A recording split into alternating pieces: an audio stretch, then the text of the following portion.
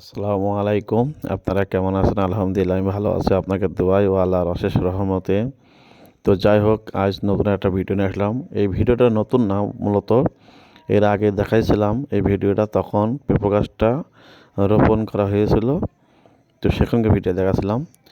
আর এখন পেঁপে ধরেছে এবং খাওয়ার উপযুক্ত হয়ে গেছে, এটা পেকে গেছে, তাই তুলছি। এবং এটা খুব সুন্দর, এবং ছাদের উপরে যে এরকম ফল পাবো এটা আশা করিনি। তো আল্লাহ পাক আমাদের রিজিকে রেখেছে বিধায় আমরা এই ফলটা খেতে পারছি। ভালো পেঁপো এমনি তো ভালো তরকারি। তো যা হোক, আমার ছাদ বাগানে এই ভিডিওটা করলাম। এর আগে এই ভিডিওটা করা হয়নি। তো যাই হোক, রিজিকের মালিক যেহেতু আল্লাহ পাকের ইচ্ছায় এটা হয়েছে। তো যাই হোক, সব মিলিয়ে আলহামদুলিল্লাহ।